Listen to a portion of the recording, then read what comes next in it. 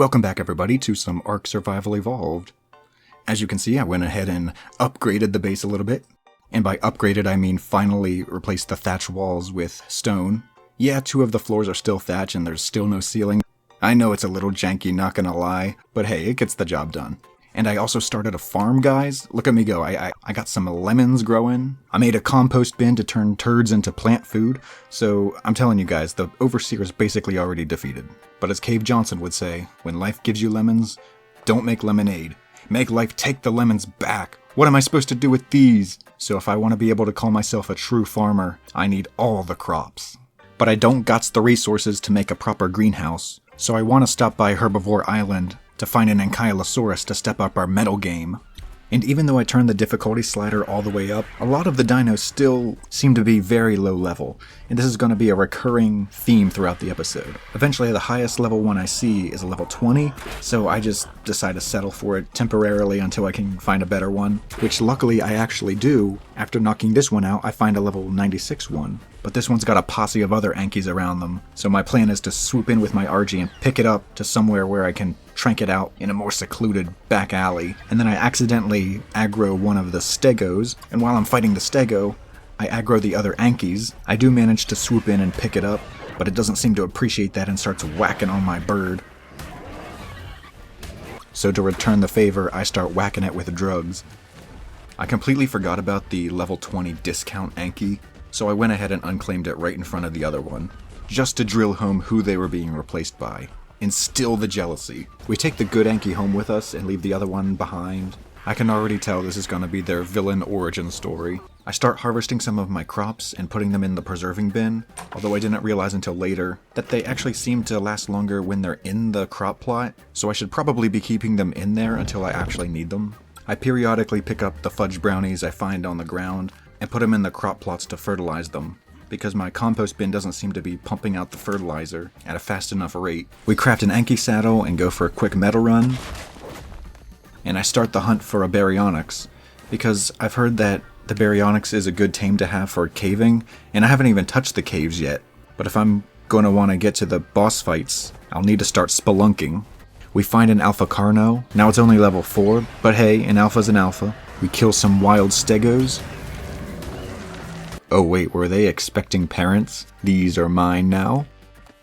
And I still don't know what to do with all these crops I'm harvesting. I guess I could be making some kibble or something, but I decide to make some bug repellent. I don't even think I really need it at the moment, but I have it because I can, I guess.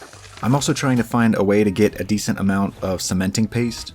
And I find one of the snails, because I know that they can passively produce cementing paste, but the only thing they eat are veggie cakes. But to bake a veggie cake, you need a ton of ingredients. You need fiber, stimulants, potatoes, corn, carrots, sap, and honey. I don't even have any sap or honey yet, so I guess it's a no-go on the snail. Every single Baryonyx I found, and I've found quite a few, like over a dozen, have all been like single digits, or in the teens. I may have low standards, but this is pathetic. I need to try and figure out if I can somehow make the levels a little more balanced. I find a few more explorer's notes.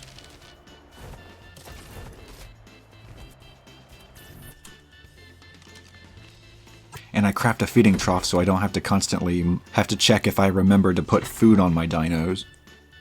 I go to the swamp and pick up a frog as a plan B to my snail idea, because I think frogs have a special ability that whenever they kill an insect, they can immediately convert it into cementing paste. Again, it's not a very high level frog, but I'm having trouble finding high level anythings on this map. I pick it up and take it somewhere else so I don't have to tame it in the swamp, but even my safe location isn't safe because I get bullied by compies. It hits me with that tongue action, if you know what I mean. What? When she wakes up, I name her Kermit because I am creative. I take Kermit out for a cementing paste run, although I feel a little vulnerable riding on a frog. I don't feel quite as powerful, but it's pretty quick, so I think if I run into a skirmish, I could hippity-hoppity return to my property. I also raid some dams to get some of that sweet, sweet paste. And as I was flying around, I found my first cave entrance. Although little did I know at the time that this seems to be a lava cave. Either I didn't go in far enough, or whatever I was wearing was good enough for the temperature because I wasn't overheating, but I don't feel prepared to take on a cave just yet, so we'll mark this down for later. I found a level 72 frog, which is better than the one we have. Maybe we'll go back for it another time. I find more explorer's notes. And the last one I think was about the Broodmother, which is one of the bosses, which will probably be the first boss I try to take on, but we're not close to that point yet. We engage in epic combat with a whopping level 8 Carno, and this deer did not seem impressed.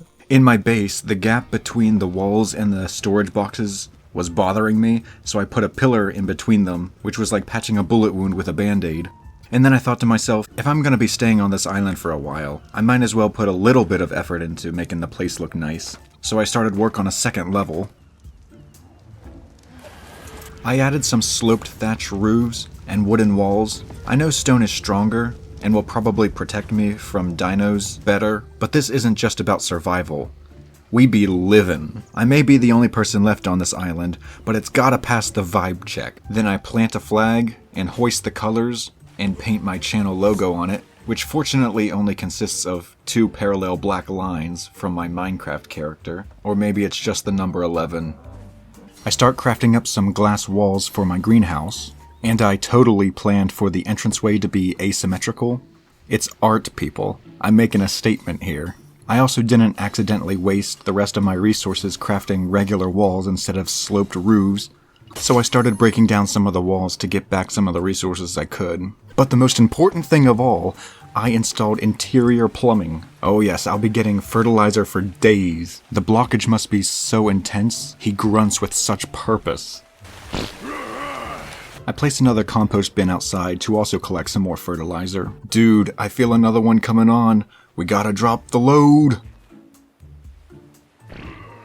In the same room where I released the beast, I also put a preserving bin and a cooking pot. I ran out of resources to finish the roof, so I flew over to the volcano to collect some more crystal, and I find an explorer's note at the bottom. On my way home, I saw a supply drop, but when I got off to try and collect it, my game crashed. When I logged back in, I lost all the crystal I had collected, and 2 saddles I found in another supply chest, but for some reason I kept the explorer's note I found. I go back into the volcano to get some more crystal again, and accidentally set my RG on fire. But in the end, we get enough material to finish up the roof. This tribe has grown quite considerably since my arrival on the island. I must address my people. Friends, dinos, countrymen, lend me your ears. Oh, wrong shot. It has been with great honor I have been able to work alongside you. Without your help, none of this would be possible. The perils of this island are many, but nothing we cannot overcome with determination and will. Every day that passes, we grow stronger, but if we are to do so, we must expand our territory beyond the shores and settle outposts across the mainland. I crafted tree platform because my plan is to build a little base on the edge of the redwood forest around the center of the island, so I have easier access to resources in other areas of the map. Not exactly in the redwoods, but like on the border. I tried to finally tame a baryonyx with my most efficient method of building a trap, and as I realized that the bottom stairs were not snapping into the ground, I was did dirty. Oh, hey, listen. We can talk about this. Use our words instead of violence. Oh gosh.